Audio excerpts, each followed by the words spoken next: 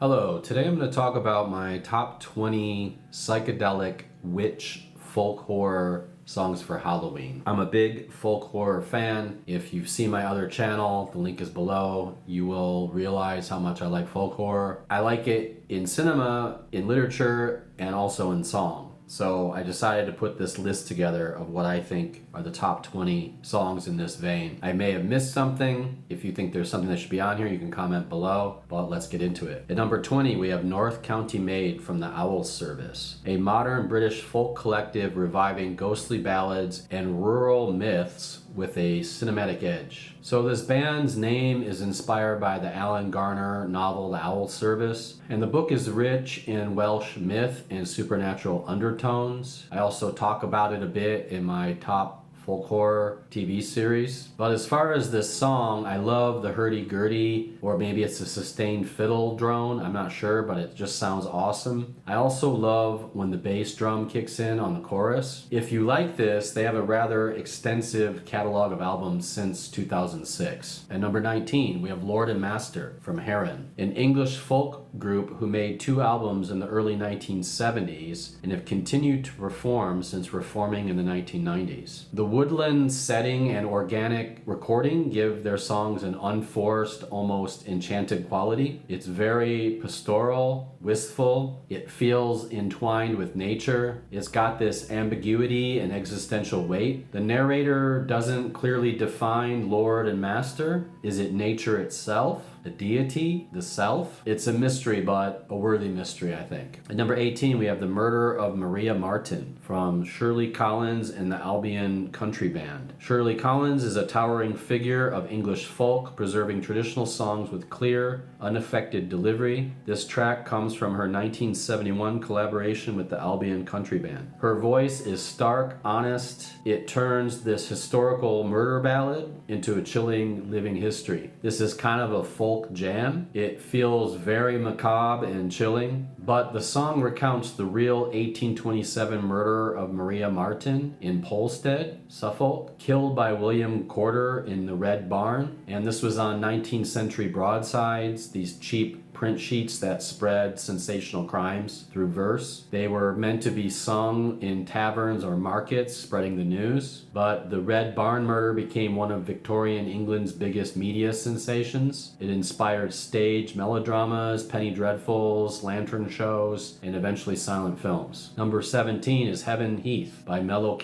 an Irish psych folk band formed in the late 60s by teenage school friends, known for their rich harmonies and whimsical yet haunting melodies. Their music feels like sunlight filtering through a dark forest, beautiful but hiding secrets. This is almost a folk horror nursery rhyme. It's playful but menacing, kind of spectral. The words talk of graves, bones, and the dead in a casual sing-song fashion. It's not mournful, more like children skipping across a graveyard or something. But this album, Swaddling Songs, is often cited as one of the great lost acid folk albums. Number 16, Graveyard by Forest. A British trio signed to Harvest Records in the late 60s, Forest specialized in medieval-inspired psych folk. Their use of archaic modes and harmonies makes their songs sound like rediscovered pagan rites. So they have a 1970 self-titled LP on Harvest, and it's pure acid folk. It is great. And in the song, they sing about graves, decay, and the presence of death and the everyday. I love the woodwinds. They're extremely eerie. There's something about flutes and recorders that to me just screams folk horror. At number 15, we have Nature Boy by Gandalf,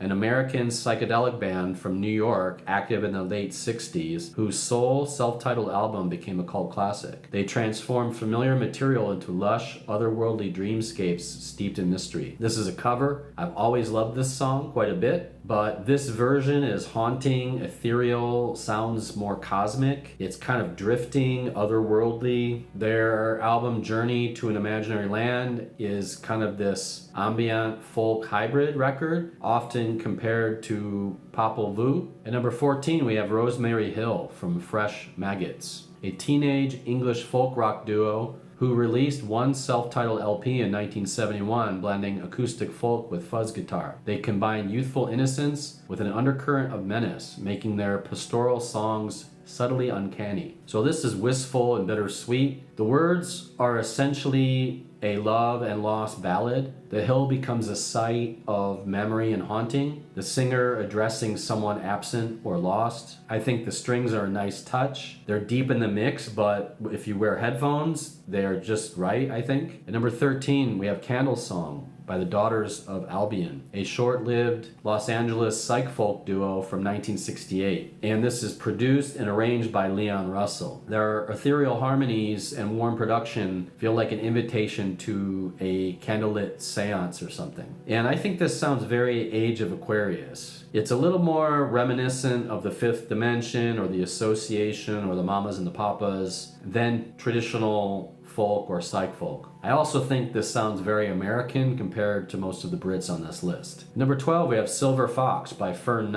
Fern blends chamber instrumentation with dark pagan folk influences. Their music is heavy with atmosphere, conjuring images of rituals under moonlit trees. This is very atmospheric, kind of enchanting. There are nice drones and plucking going on here. This is a longer track. It's at about 7 minutes. It is quite epic and a bit freeform at times. It's a bit of a jam. I also love her voice. Many of the bands on here, or the singers, I just love their voices. At number 11, we have Cruel Sister by Pentangle. They are a British folk jazz supergroup formed in 1967. I've been a big fan of them for years. I've had a few of their albums on LP back in the day. The Cruel Sister, also called the Trois Sisters, is a murder ballad dating back to at least the 17th century. The story, two sisters, jealousy, murder, and the murderer's sister's body transformed into a musical instrument, often a harp or a fiddle, that exposes the crime. I think the sitar in this is the highlight. I really love it. It is great. At number 10, we have Witch's Hat, the Incredible String Band, a Scottish psych folk duo turned band in the late 60s, known for blending world music instruments, surreal lyrics, and mystical themes. This has a ritualistic fairy tale quality, almost like a musical spell. There's something about it that kind of reminds me of the Fae in the film Legend, if you've seen that. The kind of woodland creatures of that film. At number 9, we have a Lyke Wake Dirge, Alistair Roberts. This is a modern take on a traditional Northumbrian English wake song dating back at least to the 17th century. It is quite mournful and solemn. The tempo is slow and deliberate. It's dirge-like, almost chanting. When I hear this song, I imagine a procession walking and singing. I kind of think it's a masterpiece. Number 8, All the Pretty Little Horsies from Current 93. David Tibet's long-running project spans industrial, apocalyptic folk, and mystical poetry, often steeped in esoteric Christian imagery. They merge fragile beauty with a deep, unsettling sense of the numinous. This is a stark, almost lullaby-like song. There are actually 2 versions on the album. It's acoustic guitar, simple, finger-picked, emphasizing repetition. I think it really makes it through the vocals. His delivery is whispery, fragile, and hypnotic. It evokes this childhood innocence that's been corrupted or something. It sounds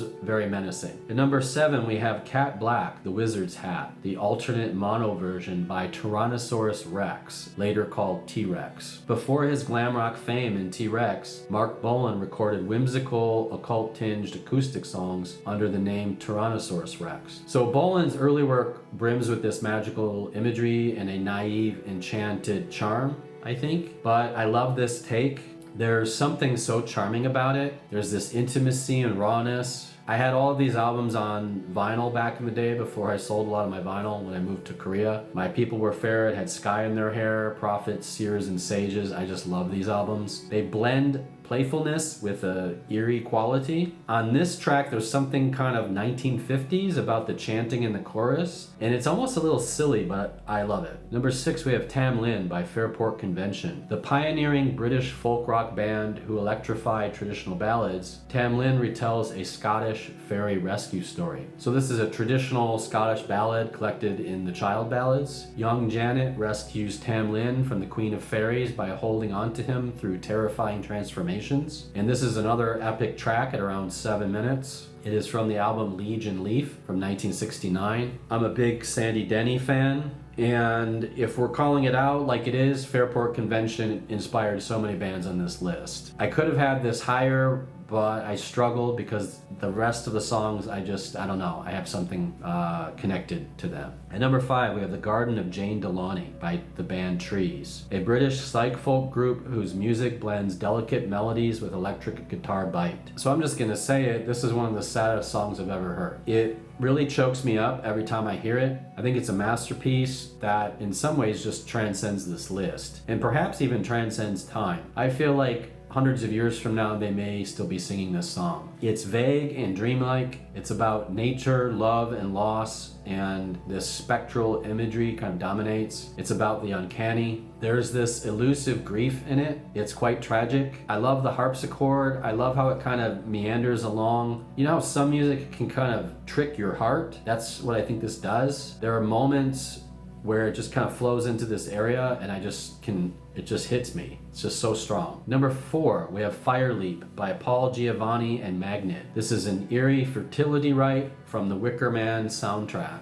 So this is chanting, and the words are, take the flame inside you, burn and burn below, fire seed and fire feed to make the baby grow. Very, very folk horror. But if you don't know this soundtrack, you should get it immediately. I also love the track Willow's song. I mean, we all know that The Wicker Man is probably the greatest folk horror movie of all time, but I think the music also plays a part in that, so I would check out this whole album. At number 3, we have The Herald by Comus, a cult British band whose 1971 debut, First Utterance, is a touchstone for dark pagan folk. Their music feels feral and ritualistic, as if you stumbled into a wild hunt or something. This is the longest track on my list at 12 minutes. It's an epic along the lines of The Doors, The End, and I think it's something to behold. I love her voice. I love the way it builds. It's ethereal. The male singer also sings here a little bit, more backup, but on some of their other stuff, he is the lead singer. But I think they're both very interesting in their vocal delivery. I think it does sound quite feral. But the lyrics describe a herald of morning who walks the earth eternally, playing a flute with the day advancing and its shadow lengthening and voice becoming mute as the night withdraws. It's an absolutely beautiful piece of music that goes all over the place. It is a journey. It's almost orchestral in its majesty, but I really love the breakdown at about 10:30. It is just amazing. At number 2, we have Come Around by the band Feathers, a 2000s psych folk collective from Vermont with intricate harmonies and pastoral arrangements. They channel the warmth of communal folk while hinting at something ancient and arcane beneath. I discovered this in college and has been in my heavy rotation ever since. Sadly, they made one album and fell into obscurity, but I think this is a classic. This is my favorite track, but there are several more I could have put on here. I actually struggled with it. I love the lyrics, love the harmonies. I really love everything about it. It is such a great track. If you don't know this band, you should definitely find them. But beware, there is another band, Feathers, that's a synth band. That is not the band I'm talking about. They have this one album. On the cover, I'll show the cover on the screen. You can see that it's, looks like they're a cult or something. I don't know, but it's really great. At number 1, we have Colony by Espers, a Philadelphia-based psych folk group active in the 2000s, drawing from Fairport Convention, Trees, and Comus. Their lush, shadowy arrangements wrap the listener in a bewitching spell that feels both modern and timeless. If you don't know Espers, you should get acquainted with them. Again, with this band, there are so many songs I could have put on here. I love the beat. It's very witchy at times, but I think you should go out and listen to all their stuff. They have 3 albums and a covers record called The Weed Tree, but sadly they just kind of disappeared. They did reunite for a trio of performances in 2018 and considered writing new material but decided against it. I feel like that's a tragedy because I think this band is so good. It's just hard to pick one song. I picked this one. It's one of my favorites, but there's probably 10 other songs I could have put on here. But I don't think they get enough love. In my mind, they carried on the flame of Pentangle and Fairport Convention, but brought a tougher, electric kind of edge to it, and it's a bit more psychedelic. I don't know. I wish they would put out more. Maybe they will one day. But that's all I got for this. You can listen to these songs on Halloween. Hopefully they get you in the mood. I don't know. I think they're all quite great, and that's it. If you have anything to say about any of these songs or bands, you can comment below. If you think I missed something on here, you can put that below as well, but that's all I got. Happy Halloween. It's coming up soon. Take care. Have a good one.